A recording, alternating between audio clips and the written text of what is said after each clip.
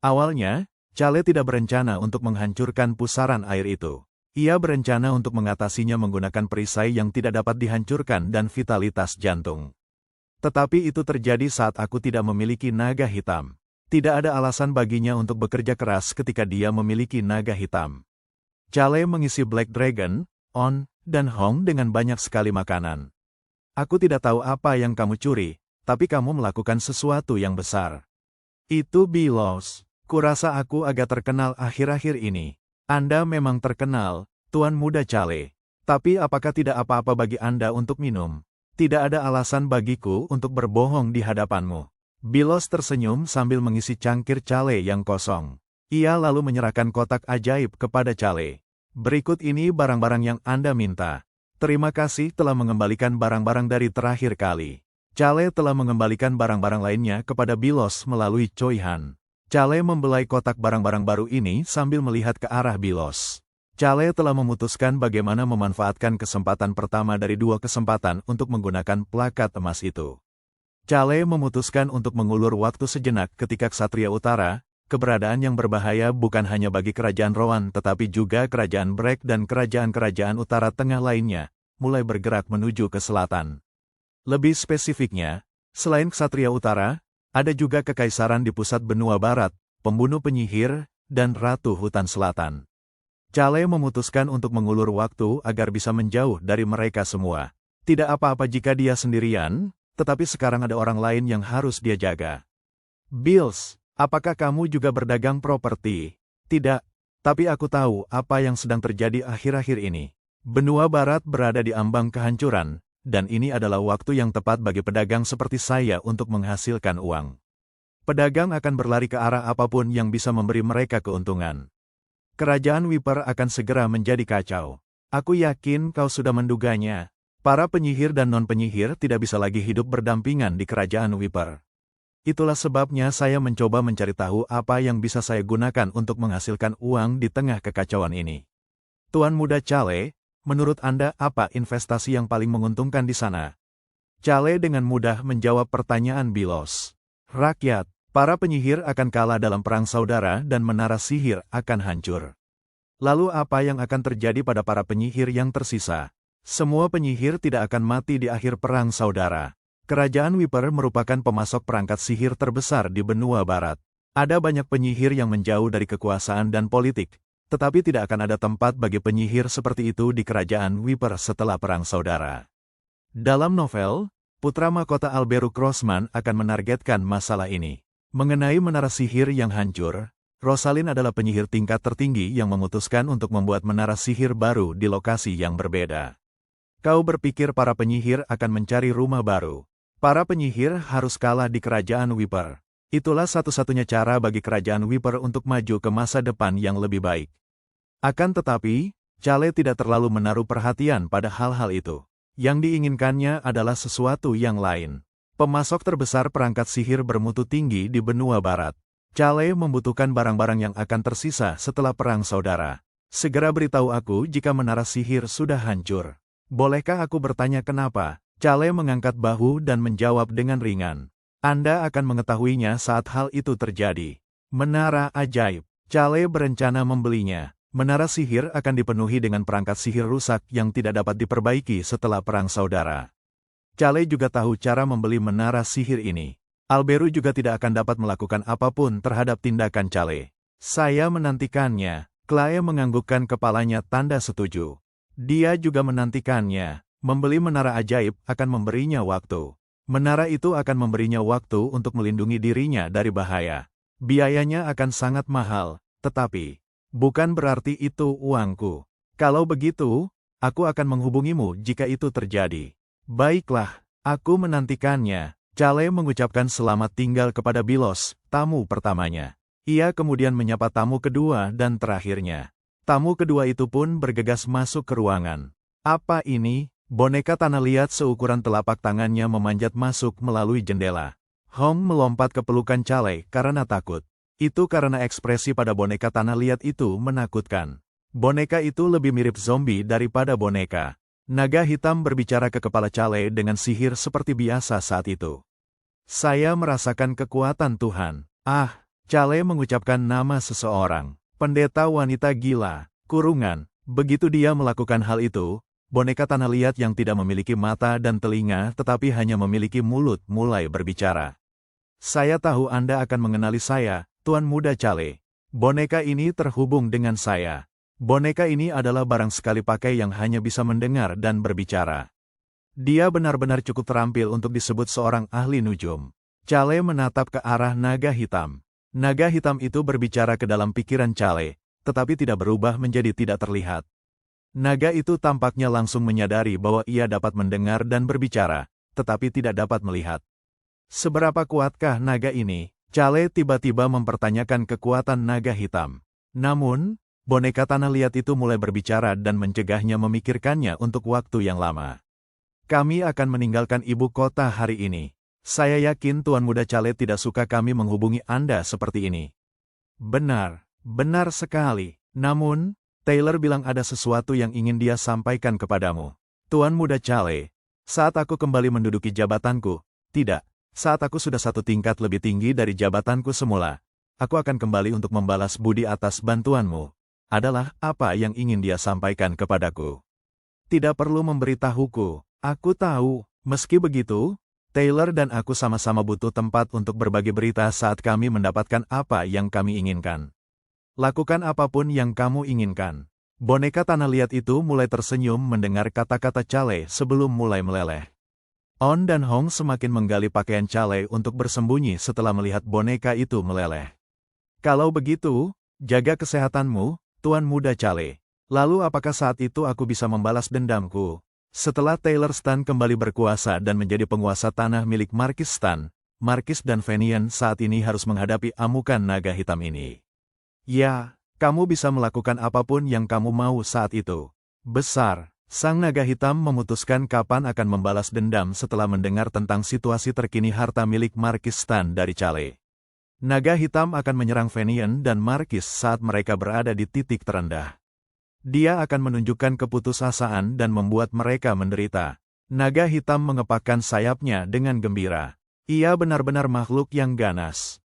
Chale mendengar naga hitam menggumamkan rencana balas dendamnya di dalam benaknya dan menganggapnya sebagai lagu pengantar tidur yang menyeramkan saat ia pergi tidur. Tentu saja, komentar-komentar kejam itu tidak membuatnya mudah tidur. Keesokan paginya, Chale sudah berdiri di depan kereta kuda pagi-pagi sekali. Rosalind, Choi Han, dan Locke mengantar mereka pergi. Chale menatap mereka bertiga dengan ekspresi tenang.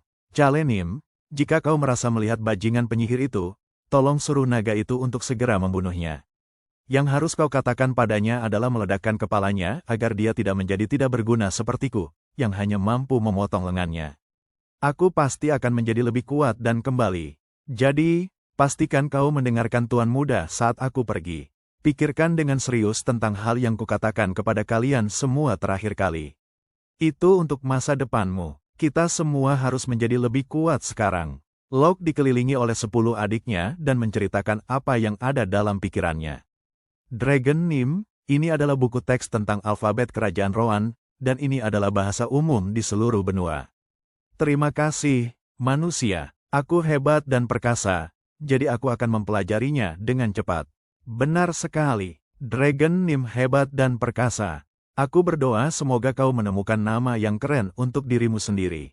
Saya akan meminta dia untuk memberikan nama untuk saya. Aku yakin Chale Nim akan tahu apa maksudmu dengan bertanya padanya. Chale tidak tahu apa yang mereka bicarakan, tetapi dia menatap Rosalind, yang sedang memperhatikan naga hitam dengan senyum puas di wajahnya, dan mulai mengerutkan kening. Dia kemudian berbalik ke arah Choi Han dan mulai berbicara. Choi Han masih terus berbicara tentang apa yang harus dilakukan Chale agar tetap hidup tanpanya. Chale Nim, peluangmu untuk bertahan hidup akan meningkat jika kau menghancurkan sesuatu dalam satu serangan lalu melarikan diri. Juga, cukup dengan omong kosongnya. Chale dengan tenang terus berbicara kepada Choi Han, yang langsung terdiam. Pastikan saja kamu tidak terluka. Ya, aku akan memastikannya. Chale tidak ingin melihat senyum polos Choi Han lagi, jadi dia naik kereta. Rosalind turun begitu Chale naik. Chale merasakan beban naga hitam yang tak terlihat, begitu pula On dan Hong, di pangkuannya saat dia melihat keluar jendela ke arah Hans. Ayo pergi, para staf, yang semuanya berada di luar kediaman untuk mengantar mereka, mengucapkan selamat tinggal kepada Chale. Chale tidak mengerti mengapa para anggota staf ini menunda pekerjaan mereka dan keluar untuk mengantarnya. Ia mengatakan kepada mereka bahwa tidak apa-apa, tetapi mereka semua tetap ingin datang dan mengantarnya. Tuan muda, tolong pulang dengan selamat. Merupakan suatu kebahagiaan bagi kami untuk melayani Anda, Tuan muda. Kami berharap dapat bertemu Anda lagi di masa mendatang. Omong kosong yang mengerikan. Tindakan itu adalah tanda untuk berangkat. Kelompok Chale memiliki 2 kereta lebih banyak daripada saat mereka tiba, saat mereka meninggalkan ibu kota dan menuju ke timur laut. Ubar, Chale sedang menuju ke laut yang dipenuhi pusaran air selama ratusan tahun. Bau garam, baunya asin, apakah ini laut? Chale menganggukkan kepalanya saat ia menerima benda bulat kecil yang diberikan naga hitam kepadanya. Ini mana yang terkondensasi dari bom? Ya, kita bisa membuat bom ajaib baru sekarang. Chale menjadi riang mendengar konfirmasi ini dan membuka jendela kereta lebar-lebar. Angin laut yang sejuk memasuki kereta saat ia melihat ke arah laut timur laut. Ada banyak pulau yang terlihat di lautan. Laut timur laut memiliki cukup banyak pulau kecil seperti ini. Oh, lihat tebing yang tajam itu. Tebing yang tajam itu menimbulkan rasa kagum sekaligus takut saat mereka berkendara melintasi jalan setapak yang dibuat di atas tebing itu. Chale melihat ke arah tebing angin, pemandangan terindah di wilayah Ubar. Ada banyak pulau kecil di sebelah tebing itu. Di antara tebing dan pulau-pulau itu terdapat banyak pusaran air yang mengamuk. Pusaran air itulah yang menjadi penyebab mengapa lautan di wilayah Ubar begitu berbahaya. Pembunuh penyihir akhirnya mendarat di salah satu pulau tersebut setelah terdampar di pusaran air, dan akhirnya menemukan suara angin. Sang pembunuh penyihir dikenal sebagai orang barbar yang cerdas. Ia bahkan lebih kuat dari Locke, anggota suku Serigala Biru dan calon Raja Serigala, dan menyandang gelar orang terkuat di benua barat. Nama pembunuh penyihir itu adalah Toongka, yang dikenal sebagai Toongka Sang Tiran. Aku hanya perlu mendapatkannya sebelum dia melakukannya. Jika semuanya berjalan seperti yang terjadi dalam novel, masih terlalu dini bagi Toongka untuk datang ke sini. Chale berpikir bahwa tidak mungkin dia akan bertemu Toongka saat dia memandang ke laut dengan puas. Perjalanan ini akan lancar, asalkan dia menghindari Toongka. Chale, yang telah melihat keluar jendela dengan puas, dapat melihat sesuatu yang jauh di cakrawala. Chale mengucek matanya sedikit, tetapi tetap saja sama saja. Bukankah itu seekor paus? Sekawanan paus besar menyemprotkan air ke udara saat mereka menyeberangi laut timur laut menuju utara. Chale tiba-tiba merasakan firasat buruk, dan menggenggam bahan-bahan bom ajaib di tangannya. Paus cenderung hidup di laut utara. Hal ini juga berlaku bagi suku paus. Hanya selama perang dengan Putri Duyung, suku paus datang ke selatan. Saya yakin itu hanya sekelompok paus yang lewat. Banyak paus yang menuju ke utara. Sama sekali tidak mungkin. Kan, saya merasakan kehadiran yang kuat. Kenapa aku seperti merasakan kedatangan seorang yang kuat? Tiba-tiba saja firasatku mengatakan akan terjadi hal yang buruk. Tuan muda, apakah Anda sakit? Tidak, aku hanya kurang enak badan saja. Ah, memang seram karena tebingnya. Tapi, sopir kami sudah veteran, jadi Anda tidak perlu khawatir. Chale mengabaikan komentar tidak berguna dari Hans dan mengulurkan tangannya kepada orang yang mendekatinya. Lama tidak bertemu, Nona muda Amiru. Halo, Tuan muda Chale. Ini adalah sebuah desa kecil di tepi pantai di wilayah Ubar. Desa kecil ini, yang sebelumnya tidak memiliki sesuatu yang istimewa dan memungkinkan penduduknya hidup dengan damai dan tenang, tiba-tiba dipadati pengunjung. Desa itu berubah dengan cepat setiap hari. Namun, mereka akan segera menghadapi kesempatan yang akan memungkinkan desa mereka berubah tak tertandingi dalam waktu dekat. Besok malam akan menjadi momen itu. Besok malam, Chale berencana meledakkan bom ajaib jauh di dalam laut. Namun, sesuatu yang menurut Chale seharusnya tidak pernah terjadi telah terjadi. Situasi mengerikan ini bermula ketika salah satu kesatria Amiru datang melapor kepada Amiru. Kesatria itu segera menghampiri Amiru dan melapor dengan tenang. Nona, orang yang kami selamatkan sudah sadar kembali. Oh, benarkah begitu? Sebentar. Menyelamatkan, kami sedang memeriksa garis pantai dan pulau-pulau terdekat untuk pangkalan angkatan laut baru ketika kami menyelamatkan seorang korban kapal karam. Tampaknya dia sudah sadar kembali. Saya punya firasat buruk tentang ini. Kami sedang berdebat tentang apa yang harus dilakukan ketika kami melihatnya pingsan dan terseret ke pusaran air. Tetapi saya ingat apa yang Anda lakukan di alun-alun dan memutuskan bahwa kita perlu menyelamatkannya. Karena nyawa seseorang itu berharga, benar kan, Tuan Muda Cale? Tentu saja, aku tahu Tuan Muda Cale akan menjawab seperti itu. Yang ada di pikirannya saat ini hanyalah rincian mengenai bagaimana novel tersebut menggambarkan situasi Toongka. Amiru, yang tidak tahu apa yang sedang dipikirkan Cale, mengira ekspresi serius di wajah Cale disebabkan oleh betapa pedulinya dia. Dia lalu melanjutkan bicaranya. Dilihat dari pakaian dan fisiknya, dia tampaknya berasal dari kerajaan Wiper. Itu pasti Toongka. Wajah Cale memucat saat Amiru terus berbicara. Kelompok non-penyihir yang berperang melawan para penyihir di kerajaan Wiper diabaikan sebagai orang barbar oleh para penyihir. Namun, tidak ada orang barbar di dunia ini. Semua manusia memiliki otak yang sama. Hanya saja, seiring berjalannya waktu dan sejarah tercipta, mereka semua tumbuh dan berkembang dengan cara yang paling cocok bagi mereka. Orang-orang yang bukan penyihir dari kerajaan Wiper adalah orang-orang kuat yang berhasil menguasai pegunungan dan pantai kerajaan Wiper yang keras tanpa menggunakan sihir apapun. Mereka adalah orang-orang yang berfokus pada penguatan tubuh manusia daripada mengandalkan faktor-faktor lain, seperti sihir. Mereka memberontak karena mereka ingin menghancurkan kerajaan Wiper saat ini yang hanya dibuat untuk para penyihir untuk mendapatkan kehidupan yang mudah dan mengembalikannya ke bentuk aslinya. Warga kerajaan Wiper berada di pihak non-penyihir ini. Orang asing mungkin berpikir bahwa orang barbar mencoba mengambil alih kerajaan, tetapi mereka bukanlah orang barbar bagi warga kerajaan Wiper. Mereka hanyalah orang bebas. Mereka menggunakan naluri untuk menghancurkan kerajaan logika ini. Masalahnya adalah Toongka sangat bodoh. Seorang barbar yang cerdas, ada yang mengatakan demikian. Tetapi menurut Cale, Toongka hanyalah orang yang sederhana dan bodoh yang kebetulan sangat kuat. Dan orang bodoh adalah tipe orang yang paling menakutkan. Ini karena Anda tidak dapat berbicara dengan mereka. Tuan Muda Cale, Anda tidak perlu khawatir tentang orang itu. Dia tampaknya pulih dengan sangat cepat. Saya tidak khawatir sama sekali. Malah, saya lebih suka jika dia terus menjalani perawatan dalam jangka waktu yang lama. Cale berharap Toongka akan tetap dalam pemulihan sampai dia pergi. Amiru, serta para kesatria yang bersamanya di ibu kota, semua menatap Cale dengan tatapan hangat. Ia sudah pusing memikirkan mengapa Toongka tiba di sini sepagi ini. Nona muda Amiru, bisakah Anda menunjukkan kamar kami? Tentu saja, kekuatanmu belum mencapai titik maksimal, kan? Ya, aku masih terluka. Oh tidak, ayo cepat. Cale hanya memiliki satu pikiran di kepalanya saat Amiru mulai berjalan cepat dengan ekspresi serius di wajahnya sebelum memperlambat kembali ke kecepatan Cale. Bilos mungkin seorang Flayn dan sangat berbakat, tetapi bagaimana dia bisa begitu yakin tentang perang saudara? Bagaimana dia mengetahuinya begitu cepat? Cale telah membaca novel tersebut sehingga dia mengetahui kemampuan Bilos. Namun, Bilos masih dikucilkan sebagai anak haram saat ini. Pasti ada batas dalam pengumpulan informasinya.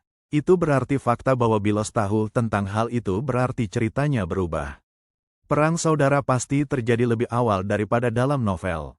Namun, apa yang menyebabkan terjadinya perang saudara? Namun, Cale tidak berpikir panjang tentang pertanyaan ini.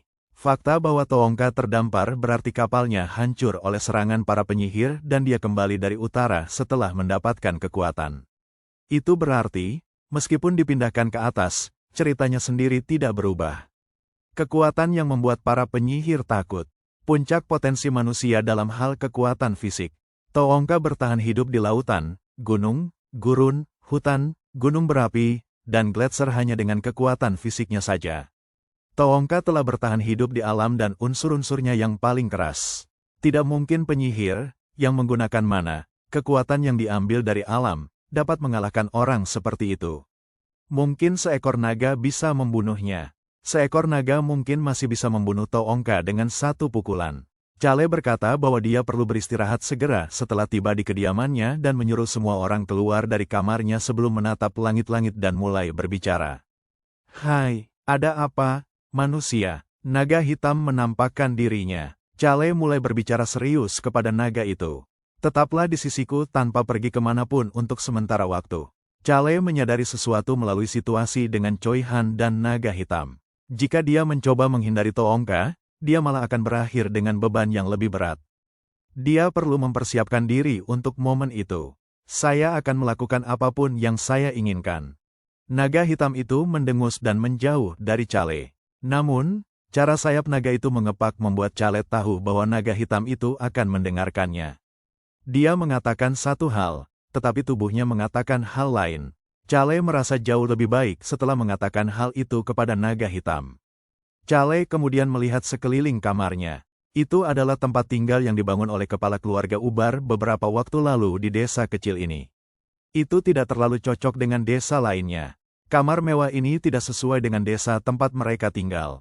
Itu berarti Ibu Amiru, kepala wilayah Ubar, sudah memiliki rencana untuk mengembangkan daerah ini saat ia pertama kali memulai pembangunan tempat tinggal ini.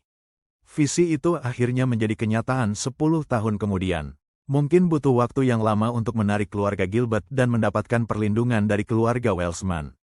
Chale dijadwalkan bertemu dengan Ibu Amiru sebelum meninggalkan wilayah Ubar. Ibu Amiru akan datang dari kota dengan membawa harta warisan utama keluarga Ubar sekitar waktu itu. Chale memikirkan pertemuan itu sebentar sebelum beranjak berdiri di depan jendela. Ia dapat melihat seluruh desa melalui jendela besar, begitu pula tebing angin.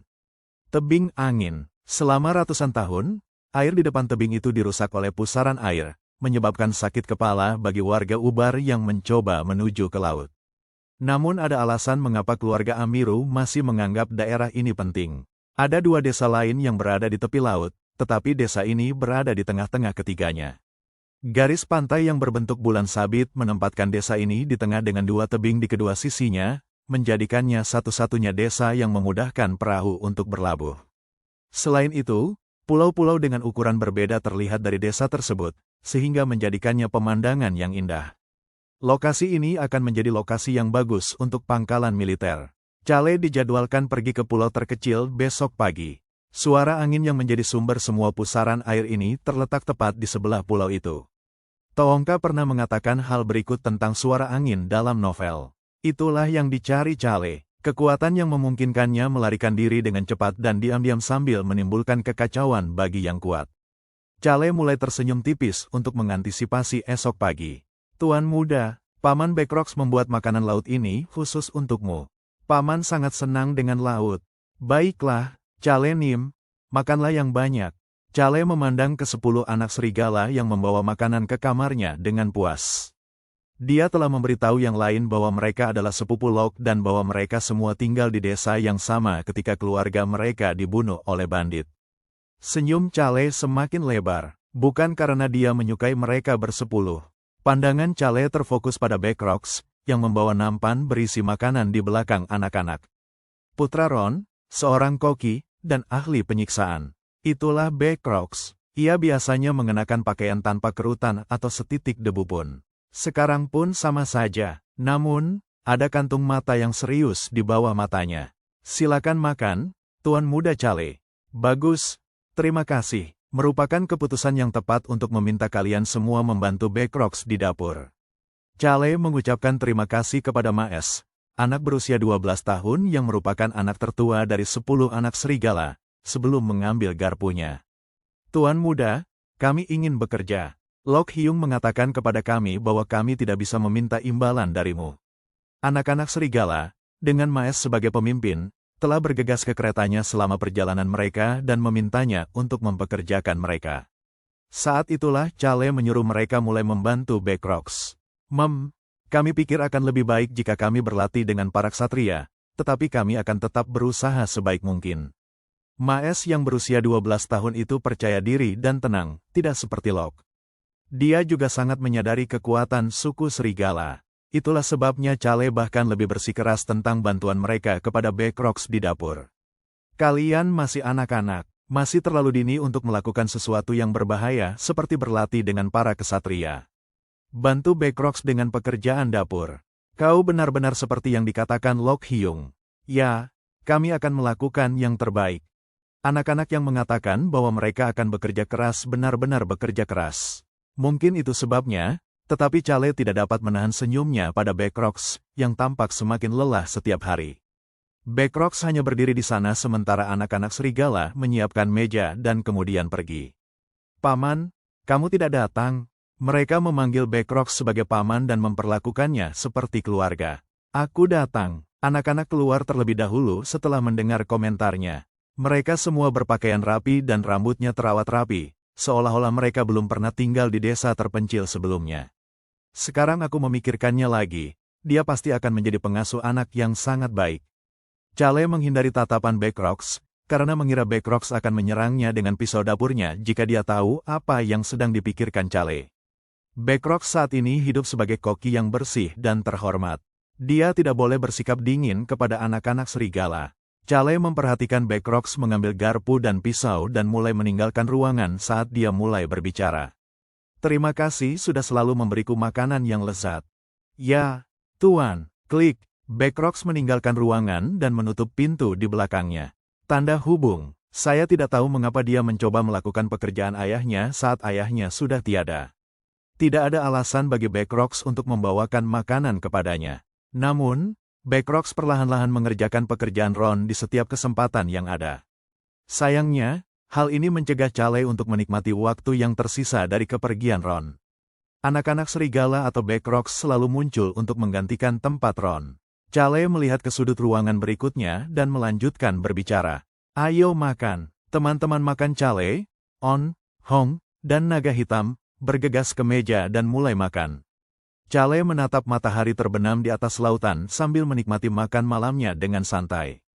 Hari berikutnya. Halo, senang bertemu denganmu, Tuan Muda Nim. Ini adalah seorang nelayan yang telah mengarungi lautan Ubar dan berjuang melawan pusaran air selama puluhan tahun. Lelaki tua ini, yang dikenal sebagai veteran terhebat di lautan Ubar di desa kecil di tepi laut ini, memiliki kulit yang sangat kecoklatan yang menggambarkan betapa banyak waktu yang dihabiskannya di laut. Percayalah padaku, aku akan membawamu ke Pulau Tengah dengan selamat. Benar, dia orang yang luar biasa, jadi kau akan bisa pergi kemana saja di Laut Ubar asalkan dia bersamamu. Maaf aku tidak bisa pergi bersamamu meskipun aku seharusnya mengajakmu berkeliling. Aku punya beberapa pekerjaan yang harus dilakukan. Tidak apa-apa, sudah cukup kau mengenalkanku pada seorang nelayan ahli. Calais sudah menentukan orang-orang yang akan pergi bersamanya hari ini. Nelayan itu bertanya, hanya kalian bertiga? Ya, ayo kita pergi. Ya, Tuan, silakan naik. Wakil kapten naik di belakangnya. Karena wakil kapten akan bersamanya, Calais tidak perlu membawa serta ksatria lain. Namun, itu seharusnya tidak menjadi masalah, karena pulau-pulau itu tidak berpenghuni. Tolong jaga keselamatanmu, Tuan Muda. Mengerti, anak-anak kucing On dan Hong berlarian, berusaha menjauh dari Hans, yang semakin dekat dengan air. Meskipun mereka menyukai bau laut, On dan Hong tidak menyukai air. Saya akan terbang, tentu saja, naga hitam berencana mengikuti mereka sambil tetap tidak terlihat. Calais bercanda dengan orang terakhir yang naik ke perahu. Backrox, tampaknya jaring di dekat pulau itu cenderung menangkap banyak makanan laut langka. Akan sangat bagus untuk memperluas selera Anda. Terima kasih banyak, Tuan Muda Calais. Backrox, yang akhirnya ikut bersama mereka atas perintah Calais, naik ke perahu dengan ekspresi kaku. Calais memberi perintah kepada nelayan itu begitu semua orang sudah naik ke atas perahu. Ayo pergi. Ya, Tuan, di lautan yang penuh pusaran air ini, baik kapal besar maupun sihir percepatan tidaklah penting. Akan lebih aman jika bersama pemancing yang berpengalaman dan mengandalkan pengalaman mendayung mereka selama bertahun-tahun. Perahunya mungkin akan bergoyang cukup kencang, jadi harap berpegangan erat-erat. Calais mulai mengumpat segera setelah mereka pergi. Kotoran, perahu itu nyaris menghindari pusaran air yang tampaknya akan menyedot semuanya. Kekuatan pusaran air itu sangat mengguncang perahu. Percikan, ruam. Segala macam suara hantaman air terdengar di telinga Calais saat nelayan tua itu berteriak. Hahaha, Tuan Muda, bukankah pusaran air itu hebat? Nelayan itu adalah pria yang sangat pemberani. Calais menepis tangan wakil kapten yang memegang pakaiannya dengan ekspresi pucat. Dia merasa mabuk laut. Calais melihat keluar melalui jendela kecil di perahu. Warna air yang ganas itu sama sekali tidak transparan. Warnanya putih dan biru karena memantulkan dasar laut, dan menjadi warna biru yang semakin gelap saat semakin dekat ke pusat pusaran air. Anda mungkin akan mati jika terjebak di dalamnya. Chale memikirkan bom-bom ajaib baru di kotak ajaib di kediamannya. Ia kemudian mengalihkan pandangannya ke depan dan melihat ke arah pulau terkecil di gugusan pulau di depannya. Tuan muda, itu pulau di sana. Pusaran air di depan pulau itu yang terburuk.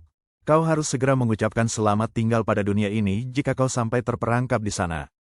Hahaha, nelayan itu benar-benar pemberani. Dia bahkan tidak melihat wajah wakil kapten menjadi pucat saat dia terus berbicara. Chale menahan keinginan untuk muntah dan memperhatikan kata-kata nelayan itu. Ada legenda yang mengatakan bahwa pusaran air itu muncul karena seorang pencuri yang mencuri sesuatu dari dewa. Tapi, ayah. Perahu itu miring ke satu sisi. Chale menelan ludah setelah melihat air menghantam jendela perahu. Aigo, perahunya hampir terbalik. Hei, bocah nakal, dayunglah dengan benar. Maaf ayah, itulah sebabnya, Tuan Muda Nim. Hai, mari kita bicara setelah sampai di pulau itu dulu. Itu juga yang dikatakan oleh Nyonya Amiro. Kita hampir sampai. Perahu yang terus bergerak saat ia terus mendayung entah bagaimana berputar dan berputar untuk menghindari semua pusaran air. Chale mengamati setiap pusaran air yang mereka lewati. Bekas angin yang dimuntahkan oleh suara angin. Suara angin, menciptakan angin, puncak-puncak, dan memutarnya sekuat tenaga. Dan, seiring berjalannya waktu, puncak-puncak itu menciptakan puncak-puncak baru, yang menghasilkan banyak pusaran air yang terlihat saat ini. Tuan muda, aku seharusnya melindungimu. Ia tidak ingin mati tenggelam. Akhirnya, perahu itu tiba di sebuah pulau dan Chale sekali lagi dapat merasakan tanah di bawah kakinya. Kita sudah sampai, lebih mudah dari biasanya. Chale menoleh ke belakang mereka berdua dan melihat wakil kapten mencondongkan tubuhnya. Ba'aref, wakil kapten menderita mabuk laut yang parah sehingga Chale bertanya-tanya apakah dia akan mati. Bukankah itu sarung tangan yang dia gunakan untuk menyiksa agar dirinya tetap bersih? Backrox tampaknya memiliki persediaan sarung tangan putih yang tak terbatas. Setelah mengamati keberadaan sarung tangan putih ini untuk pertama kalinya, Chale berhenti melihat Backrox dan wakil kapten dan melihat ke sekeliling pulau. Tidak ada pasir di pulau ini, melainkan dikelilingi oleh bebatuan. Jika Anda melihat sedikit lebih jauh dari garis pantai, Anda dapat melihat hutan kecil juga. Yah, mungkin lebih tepat untuk menyebutnya taman daripada hutan, karena mereka mengatakan Anda seharusnya dapat berjalan mengelilinginya dalam waktu kurang dari 1 jam.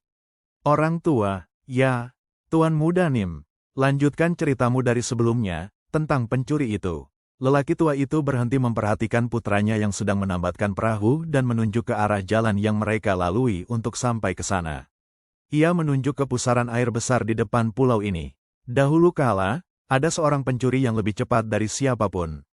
Langkah pencuri itu begitu ringan dan hati-hati sehingga, konon, ia dapat berjalan di atas air tanpa menimbulkan riak sekecil apapun.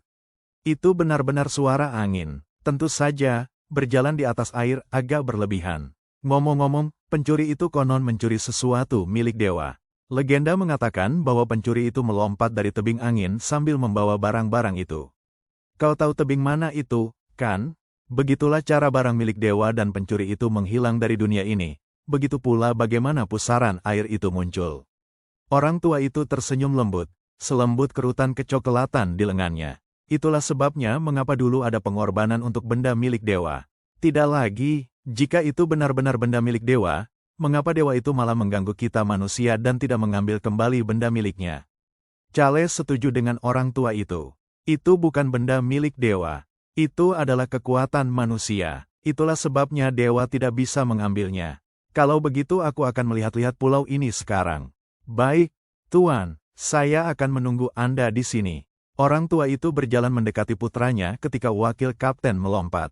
Tuan Muda Nim, aku juga, Ia lalu meringkuk lagi. Chale mendecak lidahnya dan memberi isyarat agar Backrox mendekat. Begitu Backrox tiba, Chale berbisik di telinga Backrox. Karena kamu adalah putra Ron, aku yakin kamu juga tidak normal. Dan, kamu pegang wakil kapten di sini. Apakah kamu akan baik-baik saja jika sendiri? Apa yang bisa berbahaya di sini? Aku juga punya perisaiku. Jaga diri Anda. Itulah sebabnya Chale membawa Backrox bersamaku. Aku membutuhkan seseorang di dekatnya untuk saat ini. Seseorang yang kuat, tetapi tidak merasa sangat bertekad untuk melindunginya. Orang itu juga harus seseorang yang bisa dia perintah. Saya akan segera kembali. Silakan tembakkan perisaimu ke udara jika kamu dalam bahaya. Tuan Muda Nim, aku akan segera menyusul. Bagaimana menurutmu? Sang naga hitam membalasnya. Seperti yang kau sebutkan, ada sesuatu di bawah pusaran air di depan pulau ini. Itu mirip dengan kekuatan dari gua terakhir kali. Naga hitam berbicara tentang saat Cale memperoleh vitalitas jantung. Cale dengan santai memasuki hutan. Tidak ada alasan untuk melihat ke dalam. Dia benar-benar datang ke sini hanya untuk melihat pusaran air. Saya perlu tahu sedikit tentang medannya, karena kita akan terbang kembali ke sini pada malam hari. Cale menanyakan satu hal lagi. Tidak ada orang di sini, kan? Tidak ada orang lain selain kelompok Cale di pulau itu. Cale akhirnya bisa bernapas lega. Ia khawatir dengan kawanan paus kemarin. Tapi ada mayat. Apa? Cale langsung membeku. Ia mulai mengerutkan kening dan menatap ke langit. Naga hitam itu menghilangkan sifat tembus pandangnya dan muncul di hadapan Cale. Saat aku melihat pulau ini tadi, ada 3 mayat di sisi lain pulau. Cale mundur 3 langkah ke arah perahu. Ia punya firasat buruk bahwa sesuatu yang sial akan terjadi jika ia terus berjalan ke sisi lain pulau. Namun, naga hitam itu terus berbicara. Tapi mayat-mayat itu bukan mayat manusia. Cale mengangkat kedua tangannya untuk menutupi matanya. Jika itu bukan manusia, itu berarti matanya memiliki ciri khas. Namun, mereka juga tidak menyerupai binatang. Jadi mereka mirip dengan manusia, tetapi tidak sama.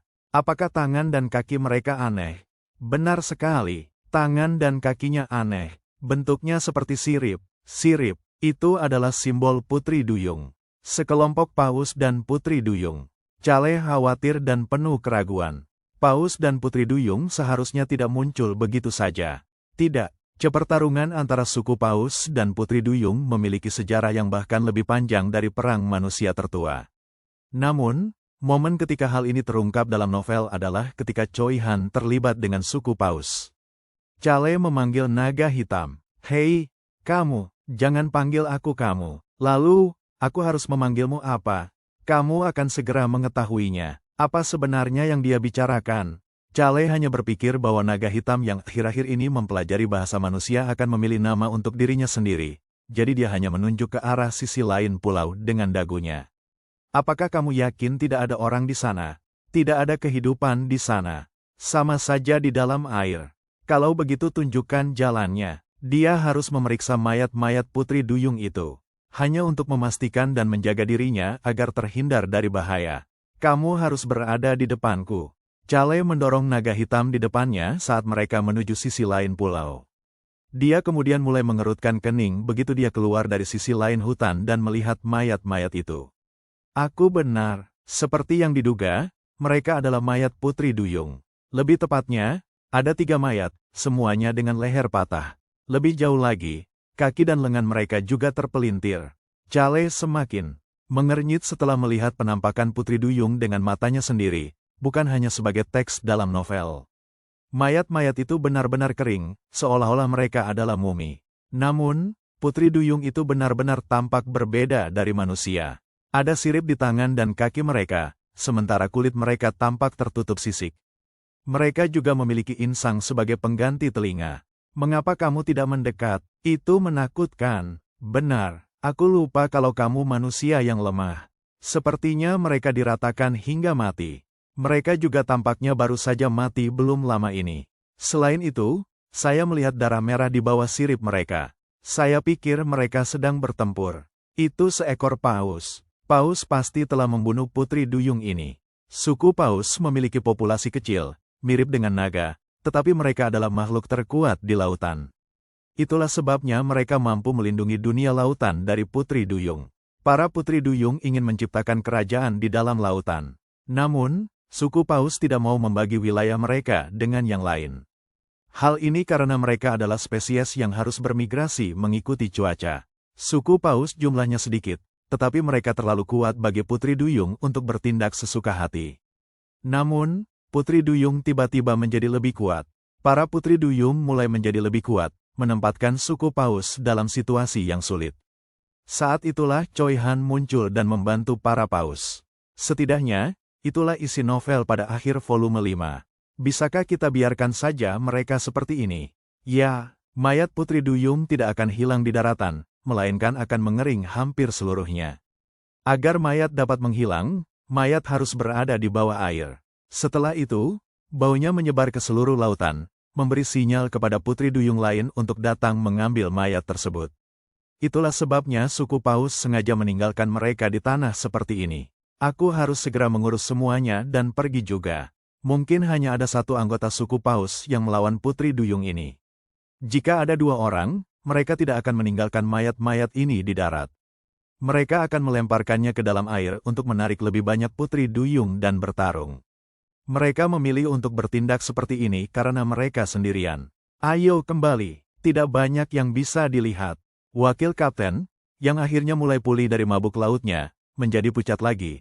Tetapi Backrox tampaknya telah membeli banyak ikan dari nelayan itu, karena ia menanggapi dengan gembira. Tuan Muda Cale, kita akan makan ikan panggang untuk makan malam. Kedengarannya bagus. Setelah kembali ke kediaman, Cale menunggu waktu berlalu dengan perut yang penuh ikan panggang. Begitu kegelapan akhirnya turun di desa kecil itu, ia mengeluarkan beberapa peralatan selam dari kotak ajaib yang ia dapatkan dari Bilos. Cale berdiri di ambang jendela menghadap tebing angin dan laut timur laut saat ia mulai berbicara dengan On dan Hong. Jaga rumahmu baik-baik, kami tidak akan membiarkan siapapun masuk. Semoga perjalananmu aman. Cale hanya menganggukkan kepalanya untuk menanggapi anak kucing itu sebelum melihat ke arah naga hitam. Terbang, pada saat itu, tubuh Cale melayang ke udara. Ayo pergi, naga hitam memimpin dan Cale mengikutinya. Cale membawa bom ajaib saat mereka terbang tinggi di udara agar tidak ketahuan. Rencana Cale hari ini adalah menghantam pusaran air dengan tepat sebelum berlari. Saat orang-orang keluar dengan kaget, Cale pasti sudah menghilang seperti angin yang tak bersuara. Versi bom sihir naga hitam ini dijadwalkan meledak 10 menit kemudian. Kelihatannya lebih buruk di malam hari. Cale menatap pusaran air terbesar di bawahnya dan mulai berpikir. Toongka benar-benar bajingan gila. Bagaimana Toongka akhirnya mendapatkan suara angin dalam novel? Dia mengalami kecelakaan kapal dan tiba di pulau ini, lalu mulai menunjukkan ketertarikan pada pusaran air ini saat kondisinya membaik. Gunung berapi, gletser, gurun, bajingan yang suka menghantam alam hanya dengan tubuhnya ini tak kuasa menahan rasa tertariknya pada pusaran air samudra ini. Toongka menikmati situasi berbahaya. Tidak, dia terobsesi dengan situasi itu. Itulah sebabnya Cale memanggilnya bajingan gila. Toongka mengatakan itu sebelum melompat ke pusaran air itu tanpa persiapan apapun. Tentu saja, Cale tidak punya rencana untuk bertindak dengan cara yang sama. Apakah di sini? Cale mengangguk untuk menjawab pertanyaan naga hitam dan melihat ke sekeliling. Mungkin karena desa itu terpencil, seluruh desa itu gelap di malam hari. Lautan bahkan lebih gelap, namun, suara pusaran air itu jauh lebih keras daripada suara desa. Fakta bahwa suara pusaran air itu akan semakin keras tidak akan menarik perhatian. Mereka hanya akan berpikir bahwa pusaran air itu aneh dan melupakannya. Saya tidak menyangka hal baik seperti ini akan terjadi di sini. Mari kita mulai. Baiklah, manusia. Mana hitam mulai keluar dari kaki depan pendek naga hitam. Bom ajaib bereaksi terhadap mana dan mulai bergetar. Bom ajaib di tangan Cale bukanlah bom ajaib yang digunakan oleh organisasi rahasia dalam volume 1 dan 2 novel. Itu adalah bom ajaib yang jauh lebih baik. Sekitar paruh kedua volume 3, para penyihir kerajaan Wiper yang terdesak ke tepi jurang mulai mengembangkan alat baru untuk melawan non-penyihir. Salah satu alat itu mirip dengan bom ajaib di tangan Cale. Mana yang terkondensasi, yang merupakan bahan utama bom sihir, bereaksi terhadap mana pengembang dan terbagi menjadi beberapa bola mana yang lebih kecil sebelum meledak. Tidak sekuat itu, tetapi rangkaian ledakannya berguna untuk membunuh lebih banyak musuh. Cale memuji naga hitam. Kamu pasti hebat bisa menciptakan hal seperti itu. Ya, aku adalah naga yang hebat dan perkasa. Cale bisa merasakan bom-bom ajaib bergetar di lengannya. Cale mengincar saat bulan terbenam tetapi matahari tidak akan terbit. Hati-hati, jangan sampai terluka. Naga hitam itu terbang lebih tinggi ke udara sambil melingkarkan perisai di sekeliling Cale dan mengucapkan selamat tinggal. Klik, Cale melepaskan bom dari tangannya lalu mengenakan masker selam. Itu adalah alat ajaib yang akan memungkinkannya bernapas di bawah air selama 5 menit. Ledakan, ledakan, ledakan, bom itu meledak dan Chale memanggil perisai perak sebelum jatuh terduduk. Angin malam bertiup kencang menerpa wajahnya. Begitu puluhan ledakan kecil terjadi, pusaran air itu kehilangan kekuatannya dan tidak bisa lagi berputar dengan baik. Chale membuka sayap perisainya. Percikan, perisai itu beradu dengan lautan saat Chale menyelam ke dalam air. Ia mengenakan kacamata dan menuju ke dasar lautan. Berkat perisai itu, tubuh Chale dengan cepat tenggelam seperti anak panah. Ledakan, ledakan, ledakan demi ledakan terjadi dan membuat pusaran air semakin kehilangan kekuatannya. Gelombang yang tercipta dari ledakan itu menyentuh perisai dan sayap perak Chale, tetapi Chale masih berhasil tiba dengan selamat di dasar laut. Ledakan, Chale menggunakan perisainya sekali lagi untuk menangani ledakan terakhir dengan mudah sebelum mulai berjalan di dasar laut. Pulau kecil di tengah dan pusaran air besar di depannya. Pusaran air itu disebabkan oleh puncak kecil yang berada di bawah batu besar. Gasing ini terus berputar selama ratusan tahun tanpa henti. Chale dapat melihat batu besar di depannya. Batu itu begitu besar sehingga Chale mengira batu itu dapat dengan mudah menghancurkan seseorang. Chale melihat ke arah batu besar dan mulai berpikir, "Tongka, dasar bajingan gila. Kau yang menghancurkan benda ini." Chale menggelengkan kepalanya di bawah air dan menuju ke atas yang menyerupai Sun Wukong di bawah batu besar. Suara pemilik sebelumnya muncul. "Kalian bajingan. Oh, pemiliknya ini benar-benar tukang ngomong kasar. Kenapa mencuri sesuatu yang diciptakan dengan mengorbankan orang lain itu dosa? Apalagi kalau aku hanya akan mengembalikannya kepada orang lain. Dasar bajingan, kenapa bajingan sepertimu punya kekuatan seperti itu?" Pemilik suara angin adalah pencuri yang sama yang dikatakan telah mencuri sesuatu dari dewa. Dia tidak mencuri barang milik dewa. Kenyataannya, dia hanya mencuri sesuatu dari kuil. Dia tercekik setelah terjebak di bawah batu besar ini. Pencuri yang diam dengan kaki tercepat menemui ajalnya seperti ini. Kekuatan super untuk mengendalikan angin ini berbeda dengan mana. Dia sendiri adalah angin. Setelah kematiannya, dia telah menjadi gasing yang terus memuntahkan pusaran air. Air bodoh ini, kalau lampu temanku ada di sini, pasti akan membakar semuanya. Ekspresi Chale berubah aneh saat dia mengeluarkan barang-barang untuk membebaskan atasan ini. Cahaya, mungkin begitu. Tahukah Anda mengapa petir begitu menakutkan? Karena yang dibutuhkan hanyalah satu garis, hanya satu gelombang. Chale mulai memikirkan kekuatan kuno terakhir dalam daftarnya, api kehancuran. Ia harus melewati api untuk mencapainya dan juga harus membawa banyak uang. Sebuah pikiran tiba-tiba terlintas di benak Chale. Perisai yang tidak bisa dihancurkan, kayu. Vitalitas hati, angin. Suara angin, air. Api kehancuran, api. Chale punya firasat buruk tentang ini. Dia bahkan mempertimbangkan apakah dia harus mengambil kekuatan ini atau tidak. Namun, bunyi bip-bip-bip. Alarm di dalam peralatan selamnya memberitahu bahwa ia hanya punya waktu 3 menit lagi. Chale memutuskan untuk memikirkannya nanti. Ayo cepat kita keluarkan. Ia mencoba menyingkirkan rintangan yang menahan batu besar dan puncaknya. Alat yang diperkuat dengan sihir itu begitu tajam sehingga lantainya mudah runtuh. Tidak ada alasan untuk menjadi idiot seperti Tongka dan menghancurkan batu besar itu. Chale mulai menyeringai. Dia akhirnya bisa melihat seluruh bagian atas setelah menggali sedikit lebih lama. Chale meraih bagian atas dan meraihnya dengan tangannya. Chale mundur beberapa langkah sambil memegang gasing di tangannya. Bom! Batu besar yang tadinya seimbang dengan gasing mulai miring ke satu sisi. Jika mencuri itu dosa, mengapa mereka mengaku tidak berdosa ketika berbohong kepada manusia? Dunia ini busuk, ini dunia busuk di mana mereka yang berkuasa dapat melakukan apapun yang mereka inginkan. Dunia ini selalu busuk, hanya ada satu hal yang diinginkan pemilik Sound of the Wind. Kebebasan. Satu-satunya cara untuk mewujudkannya adalah dengan menghancurkan puncaknya. Retak, bagian atasnya pecah berkeping-keping di bawah kaki Chale. Sriek, angin yang keluar dari bagian atas perahu yang pecah mulai mengelilingi Chale. Anda memiliki kekuatan untuk pulih. Jangan sampai Anda terjebak seperti saya. Mengerti, kekuatan pemulihan, apakah dia berbicara tentang vitalitas jantung? Pencuri itu mengucapkan kata-kata terakhirnya. Bebaslah, wuus. Angin itu terus bergerak hingga mencapai kakinya dan berhenti di sana. Namun, angin malah berputar-putar di dalam hatinya. Ledakan, ledakan, ledakan. Jantung Chale tiba-tiba mulai berdetak kencang.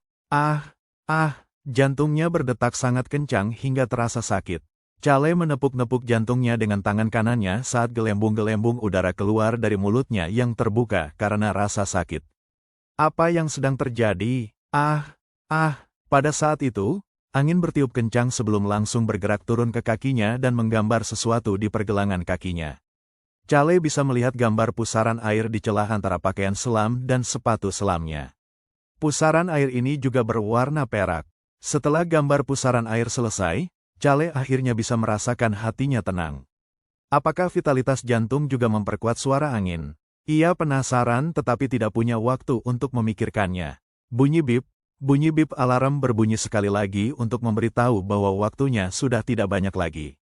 Namun, dia masih punya banyak waktu. Chale mengaktifkan suara angin dan embusan angin mulai berputar di sekitar kakinya.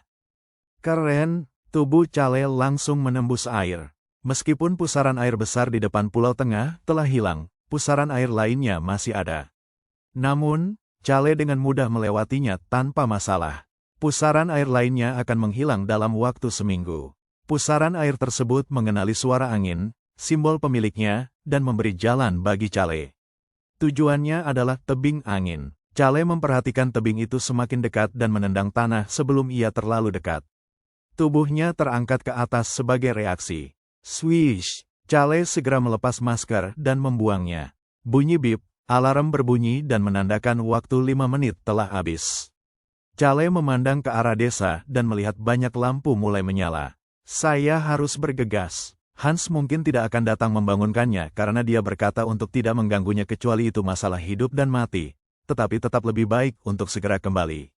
Chale berenang ke arah tebing angin dan melihat batu-batu besar dan kecil di bawah tebing. Batu-batu besar inilah yang menyebabkan siapapun yang jatuh dari tebing hingga tewas akan berakhir dengan mayat yang hancur. Chale mencari batu besar yang menyerupai kepala singa. Batu itu mudah ditemukan karena merupakan batu besar terbesar di daerah itu. Chale kemudian mulai tersenyum setelah melihat gua kecil di balik batu besar itu. Ketemu, Toongka mengalami pertemuan yang menentukan di gua ini setelah memperoleh suara angin. Itu adalah sesuatu yang tidak berguna bagi Toongka, tetapi itu adalah bahan yang akan digunakan Chale dengan baik di masa depan. Jika bahan ini dikombinasikan dengan bahan yang akan diperoleh Locke untuk Chale di masa depan, Ratu Hutan tidak punya pilihan lain selain membuat kesepakatan dengan Chale. Ratu harus menyelamatkan hutan. Pintu masuk gua gelap karena bulan sudah terbenam, tetapi itu tidak menjadi masalah. Chale memasuki gua dan segera melompat keluar dari air. Dia lalu menatap langit luar. Sudah waktunya dia tiba. Namun, naga hitam itu berbicara di dalam pikiran Chale. Manusia lemah, kamu tidak terluka. Chale mulai merinding. Dia perlahan menoleh ke arah dalam gua. Naga hitam hanya berbicara ke kepala Chale. Ada makhluk hidup di dalam gua ini. Meskipun hampir mati, untungnya, itu bukan mayat yang Anda takuti. PSSS. Chale bisa mendengar sesuatu yang terseret di dalam gua dan mulai merenungkan pilihannya. Melompat kembali ke air, atau meminta naga untuk membawaku pulang sekarang juga. PSSS. Namun, suara tarikan itu menjadi lebih mendesak dan makhluk hidup itu menampakkan dirinya sebelum Chale dapat mengambil keputusan. Chale melangkahkan satu kakinya kembali ke dalam air. Tolong selamatkan aku. Mustahil. Ada sesuatu yang harus kulakukan. Aku tidak bisa mati di sini. Sosok yang tampak seperti manusia dengan kaki yang terluka parah sedang berjalan mendekat ke Chale. Ada cairan hijau pada goresan itu yang membuat makhluk itu terus memuntahkan darah. Itu jelas ulah Putri Duyung.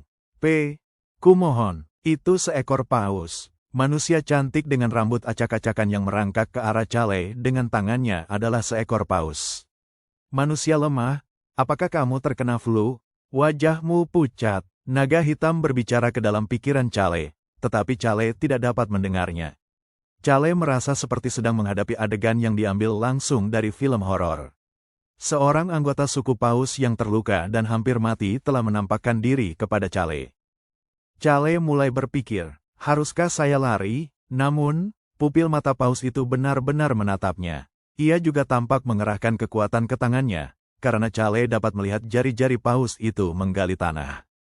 Kekuatannya tak terbayangkan meskipun ia tampak hampir mati.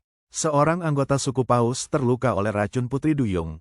Darah campuran, itulah satu-satunya jawaban yang mungkin. Chale dengan cepat memikirkan isi dari kelahiran seorang pahlawan. Tidak ada karakter berdarah campuran di suku paus yang jumlahnya hampir sama sedikitnya dengan para naga.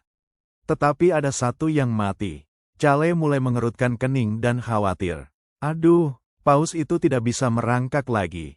Tubuhnya mulai bergetar tanpa bisa melakukan apapun. Pada saat itu, Chale mendengar suara naga hitam di kepalanya. Manusia, apakah kamu tidak akan membantu? Naga hitam bertanya dengan ragu. Chale tidak menjawab pertanyaan itu dan berdiri. Dia membenci perasaan yang tidak berguna dan mengulurkan tangan membantu tanpa alasan. Namun, Chale mendekati paus berdarah campuran itu dan berjongkok di depannya. Manusia paus yang gemetar di tanah itu perlahan mengangkat kepalanya. Pria berambut panjang ini benar-benar sesuai dengan cerita tentang betapa cantiknya paus sehingga mereka membuat peri tampak seperti cumi-cumi. Pria yang begitu tampan itu menatap Chale. Menyimpan. Chale menjawab tanpa emosi apapun dalam suaranya. Ya, aku akan menyelamatkanmu. Manusia paus berdarah campuran. Chale tahu bahwa mungkin lebih menyakitkan bagi paus ini untuk tetap hidup daripada mati dalam beberapa saat ke depan.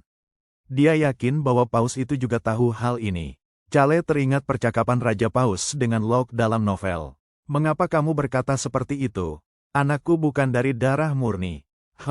Nona bukan paus berdarah murni. Bukan anak itu. Aku punya anak laki-laki yang berdarah campuran. Itulah sebabnya, dia punya banyak kesulitan. Dia terlalu lemah untuk hidup di lautan. Lalu apakah dia tinggal di darat? Tidak, putraku yang mengerikan itu meninggalkan dunia ini sebelum aku. Raja dan penengah lautan suku paus adalah seseorang dengan rambut dan mata biru. Meskipun Chale tidak dapat memastikannya karena hari sudah gelap, wajah paus yang menatapnya saat ini sedikit mirip dengan wajah Raja Paus seperti yang digambarkan dalam novel. Tidurlah sebentar, semuanya akan baik-baik saja saat kau bangun kembali. Chale memperhatikan paus berdarah campuran yang tak sadarkan diri itu sebentar, sebelum mendekat dan memeriksa kakinya. Bagaimana menurutmu? Naga hitam menampakkan dirinya saat paus berdarah campuran itu pingsan dan segera mendekati paus itu.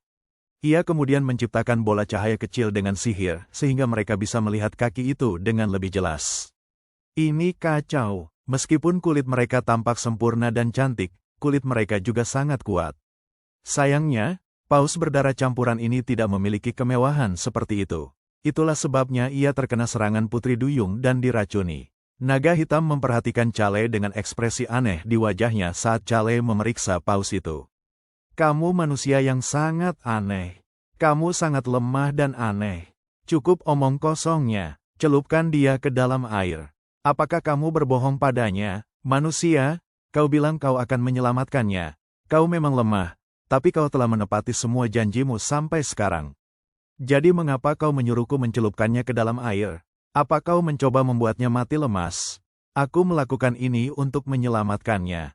Setelah kau memasukkannya ke dalam air, kau ingat mayat-mayat tadi, kan? Apa sebenarnya yang ingin kau lakukan padaku? Tidak apa-apa, pergi saja dan bawakan aku satu lengan. Chale tidak peduli dengan ini dan menuju ke dalam gua. Itu karena naga hitam tidak mengatakan tidak, meskipun ia tampak sangat terkejut.